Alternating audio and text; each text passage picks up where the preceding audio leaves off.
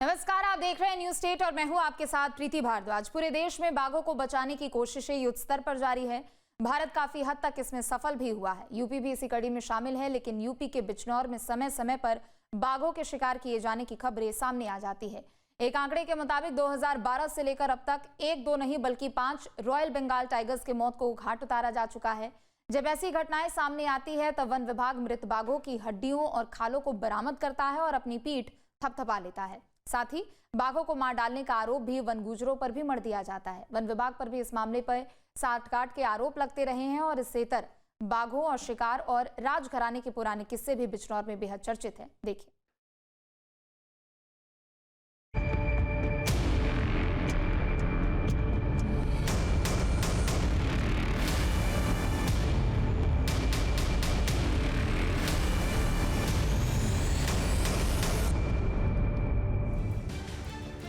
भारत में बाघों की तादाद अच्छी खासी है। यूपी और Uttarakhand Jim Corbett park, Rajaji national park और अमानगढ़ टाइगर रिजर्व में बाघ बड़ी संख्या में हैं। लेकिन दुखद बात यह है कि तमाम कानून बनने के बाद भी आज भी बाघों की हत्याएं हो रही हैं। ये बिजनौर का अमानगढ़ टाइगर रिजर्व है। यहाँ हाथी, गुलदार, भालू, हिरण समेत सैकड़ों जीव जंतु रहते हैं। साथ ही यहाँ रॉयल बंगाल टाइगर भी रहते हैं। इस इलाके के दूसरे कई जानवर शिकारियों और तस्करों के निशाने पर बने रहते हैं, लेकिन सबसे ज्यादा खतरा रॉयल बंगाल टाइगर्स पर है। रिपोर्ट्स के मुताबिक 2012 से अब तक बिजनौर में 5 रॉयल बंगाल टाइगर समेत कई संरक्षित जानवरों को मौत के घाट उतार दिया गया। लेकिन बात जब भी दोषियों की आई, वन विभाग ने जंगल में रहने वाले गुजरों पर आरोप लगाकर अपना पल्ला झाड़ा। तो वहीं वन गुर्जर फॉरेस्ट विभाग के अधिकारियों पर शिकारी और तस्करों के साथ रिश्वतखोरी और साठगांठ का आरोप लगा है। साल 1973 में भारत सरकार ने प्रोजेक्ट टाइगर शुरू किया था। लक्ष्य था बाघों को बचाना। अरबों रुपए खर्च करके आरक्षित वन क्षेत्र बनाए गए, लेकिन 50 साल बाद भी बाघों का शिकार क्यों नहीं रुक पाया है? रॉयल बंगाल टाइगर्स का क्यों शिकार? सबसे बड़ा सवाल, रॉयल बंगाल टाइगर्स का शिकार क्यों किया जा रहा है, जबकि इनको संरक्षित पशुओं की श्रेणी में रखा गया? दरअसल शिकारियों और तस्करों को चीन, नेपाल और ताइवान जैसे देशों से इनकी खालों और हड्डियों के मोटे पैसे मिलते हैं। रॉयल बंगाल टाइगर्स की बॉडी का एक एक अंग विदेशों में भारी मांग के तहत मांगा जाता है। ऐसे में बताया जाता है कि न केवल वन विभाग के अधिकारी बल्कि वन गुजरों की मिलीभगत से इन बाघों को मौत के घाट उतारा जाता है। उनकी खालों और हड्डियों को विदेशों में बेचा जाता है। शिकार का तरीका। बाघों के शिकार का तरीका बेहद खास होता है। इसके लिए बाघों की एक एक गतिविधि पर नजर रखी जाती है। बाघों की आवाज, उनके पंजों के निशान, पानी पीने की जगहों का पता लगाया जाता है। इन सब की जानकारी हो जाने के बाद इन सभी जगहों पर जाल फैलाया जाता है। फिर कभी उनको जहर देकर तो कभी बंदूक की गोलियों का निशाना बना दिया जाता है। बाघों के शिकार का इतिहास। राजा महाराजाओं के वक्त शिकार करना शान माना जाता था, जिसका एक अच्छा खासा इतिहास है। एक समय था जब शिकार आम बात हुआ करती थी। लोग बाग शिकार को साहस और शौर्य का परिचायक माना करते थे। बड़े बड़े राजे महाराजे इन जीवों का शिकार कर अपने घर की शोभा बढ़ाया करते थे, लेकिन अंधाधुंध होने वाले इनके शिकार से घटती इनकी संख्या के बाद सन 1972 में भारत सरकार ने वन्य जीव संरक्षण अधिनियम लाए और इन जानवरों की सुरक्षा का बीड़ा उठाया। लेकिन 50 साल बीतने के बाद आज भी इन वन्य जीवों की शिकार लगातार हो रहा है। राजा शैलेंद्रजीत सिंह ने इस पर बड़े ही बारीकी से जानकारी दी है। इसलिए संरक्षक ये नहीं कर पा रहे हैं कि एक तो इन्होंने कोई बॉर्डर नहीं बनाया है ग्रेजिंग करने के लिए। आप देखिए कि हैबिट बता रहा हूँ कि सुबह और शाम को जब सनसेट होने लगता है तो ये जितनी भी वाइल्ड लाइफ हैं ये ग्रेजिंग करने के लिए सब जंगल के पास के जो एग्रीकल्चर एरिया हैं उसमें ग्रेजिंग करने के लिए आते हैं, और सुबह को बहुत इन अर्ली मॉर्निंग ये सब वापस चले जाते हैं। अब एक फार्मर के तरफ से अगर आप देखें तो उसका कितना बड़ा लॉस होता है कि 6 महीने में, साल भर में उसकी फसल आती है और गवर्नमेंट रिजर्व फॉरेस्ट के पास उसका फार्म है, उसके जो लॉसेस होते हैं उसको कहीं से कंपनसेट नहीं किया जाता।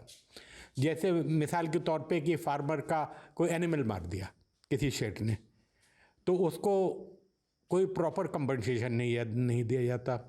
दूसरी बात यह है कि ये जो जितने भी एनिमल ईटिंग एनिमल्स हैं, ये क्या रेस्टोरेंट में जाएंगे खाना खाने के लिए? अगर इन्होंने कोई शिकार कर लिया, किसान ने हल्ला मचाया, उधर फॉरेस्ट डिपार्टमेंट आया, उन्होंने उनको ठंडा किया और उस एनिमल को जो उसने किल किया है उसको आपने दफना दिया, तो वो तो भूखा का भूखा रह गया। तो बहुत सारी ऐसी चीज़ें हैं जो प्रैक्टिकली देखा जाए, जैसे वन जो गुजर रहते हैं जंगलों के अंदर, उनका इतना लॉस नहीं होता, क्योंकि एक तो कुछ टेलीपैथी होती है। हमने देखा है कि वन गुजरों के डेरों के आसपास वाइल्ड एलिफेंट्स, टाइगर्स, पैंथर्स ये घूमते रहेंगे। आरोप प्रत्यारोप। जब भी किसी बाघ या जंगली जानवर का शिकार होता है, वन्य जीव के अधिकारी और वन गुजर एक दूसरे पर आरोप प्रत्यारोप लगा देते हैं। वन विभाग के निशाने पर वन गुजर होते हैं तो वन गुजरों के निशाने पर वन विभाग के अधिकारी। जंगल और वन गुजर का चोली दामन का साथ है। बरसों से वन गुजर इन्हीं जंगलों में रह करके गाय भैंस पाल करके दूध का और दही का व्यापार करते हैं। लेकिन कभी कभी जंगल में अगर कोई घटना हो जाती है, कोई जानवर मर जाता है, तो कहीं ना कहीं दोष वन गुजरों पे आता है, क्योंकि लोगों का माना जाता है कि वन गुजर जंगल से पूरी तरह परिचित होते हैं और शिकारी कहीं ना कहीं इनके सीधेपन का फ़ायदा उठाकर अपना रास्ता साफ करते हैं। मोहम्मद यामीन। यामीन भाई, ये बताइएगा कि जब भी कभी कोई शिकार होता है तो गुजरों पे आरोप आता है, क्या मामला है? ये हमें सीधा समझ के और जब हमें परेशान करते हैं ये लोग सीधापन में, तो जब ये हमारे ऊपर आरोप लगा देते हैं। अच्छा, क्या वाकई वन गुजर शिकारियों को हेल्प करते हैं, उनकी सहायता करते हैं? नहीं, कोई शिकारी एर गैर आदमी हमारे पास आता ही नहीं है। अच्छा, एक बात बताइए, एक आरोप ये भी लगता है कि वन गुजर जो हैं वो शिकारियों के साथ मिले हुए होते हैं। नहीं, शिकारी आ नहीं सकते। यहाँ आईडी जमा करेंगे, जो भी आएगा फिर अंदर आएगा जंगल में। यहाँ आने का वो नहीं है किसी को भी इलाओ। कोई नहीं आएगा, मतलब जंगलात वालों की बिना परमिशन के जंगल में घुसना संभव नहीं है। रहमान भाई, ये बताइएगा कि जब भी शेर का शिकार होगा या हाथी का शिकार होगा तो घूम फिर करके वन गुजर के ऊपर आरोप आता है कि यही हत्यारे हैं, यही शिकारियों को पनाह देते हैं, क्या कहें? ऐसा है नहीं, क्योंकि वन गुजर हमेशा जंगलों में रहा है, वन्य जीवों से प्रेम करता रहा है, वन विभाग की हमेशा सपोर्ट करता रहा है। पर ये वन विभाग का जो है एक रवैया जो है वो मतलब नवादाश के काबिल है, क्योंकि वो वन गुजर को गरीब समझ करके जंगलों में रहते हैं, उनके पास अप्रोच नहीं है, रहने की जगह नहीं है, इसलिए जो है वो बार बार उनको टारगेट करता है ताकि ये लोग परेशान रहें, उनको निकालने के लिए मजबूर। कहीं ना कहीं ये माना जाता है कि शिकारियों की आँख और कान वन गुजर होते हैं। नहीं, इतना संरक्षित एरिया है, इतना ही प्रोटेक्शन है, तो शिकारी कैसे घुसेंगे अंदर? वो तो वन विभाग, अगर कोई शिकारी अगर आएगा तो वो वन विभाग की सपोर्ट से आएगा अंदर, ऐसा तो है नहीं। वन गुजर हमेशा सपोर्ट करता है फॉरेस्ट डिपार्टमेंट की, जहाँ भी है, अभी तक किया है। नहीं, कोई ना कोई तो इन्वॉल्व होगा। हम ये कहेंगे कि इसका हमें भी उतना नॉलेज नहीं है कि कौन लोग इन्वॉल्व रहते हैं, मगर जो है कभी भी कोई अगर लकड़ी कट जाए या कोई जानवर मर जाए तो फॉरेस्ट डिपार्टमेंट जो है अपने स्टार चमकाने के लिए और अपना ज़्यादा जो है वो करने के लिए वो कहीं ना कहीं जो है वन गुजरों पर थोपने का काम करता है। क्या आप मानते हैं कि वन विभाग में भी कुछ लालची लोग हैं जिनके शिकारियों से संबंध होते हैं? बिल्कुल हैं, नहीं तो कैसे घुस जाते हैं? उनके पास कैमरे हैं, सब चीज़ हैं, सारी सुरक्षा है, गाड़ियां हैं, वो अब तो बहुत दलबल से घूम रहे हैं, पहले कहाँ थे वो लोग?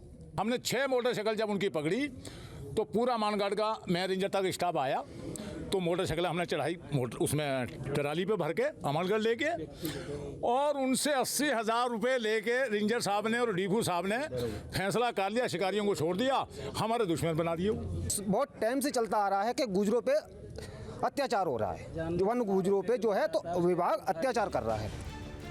बाघों के शिकार के बाद से आरोपों प्रत्यारोपों का दौर तो यूं ही बदस्तूर जारी रहेगा, लेकिन सबसे बड़ा सवाल ये है कि आखिर सरकार के तमाम प्रयासों के बाद भी जब बाघों की हत्याएं हो रही हैं, उनके हड्डियों और खालों की तस्करी बदस्तूर जारी है, इन सबको रोका कैसे जा सकता है? दरअसल यहाँ के जानवरों की सुरक्षा और भी बढ़ानी होगी, जिसके लिए आधुनिक उपकरणों मसलन सीसीटीवी कैमरे, सैटेलाइट कैमरे और ड्रोन कैमरे को चप्पे चप्पे पर लगाना होगा। सबसे अहम उपाय यह है कि सरकार ने बाघों और दूसरी जंगली जानवरों की सुरक्षा के लिए जो नियम बनाए हैं, उनका पालन ईमानदारी से करना होगा, तभी लुप्त होने के कगार पर पहुंच रहे रॉयल बंगाल टाइगर्स की सुरक्षा की जा सकेगी। वन गुजरों को वन के अंदर रहना है और जो फॉरेस्ट विभाग है उसको वन की सुरक्षा करनी है। अगर ये एक दूसरे पे ऐसे आरोप लगाएंगे तो कोई इसका समाधान नहीं निकलेगा। समाधान हो सकता है कि दोनों आपस में बैठें और कहीं ना कहीं वन गुजरों को वन्य जीवों के संरक्षण में जो फॉरेस्ट विभाग है वो अपना सहयोगी बनाए और इनको शिकारियों के आँख और कान न बनने दे, फॉरेस्ट विभाग की आँख कान बनवाए, तभी ये मामला संभल सकता है। अन्यथा तो जितने रिजर्व क्षेत्र हैं जो संरक्षक पशु हैं, टाइगर है, हाथी है, इनकी दहाड़ यहीं खत्म हो जाएगी और आने वाले बच्चे इनको केवल किताबों में देख और सुन सकेंगे। अमानगढ़ से न्यूज स्टेट के लिए दिव्यालोक शर्मा। जहाँ भक्ति है हर शब्द में, कथाओं में छुपे हैं दिव्य रहस्य और ज्योतिष देता है जीवन को दिशा। धर्म से जुड़ी हर बातों को जानने के लिए हमारे चैनल स्तुति को सब्सक्राइब करें। चैनल पर जाने के लिए इस लिंक पर क्लिक करें।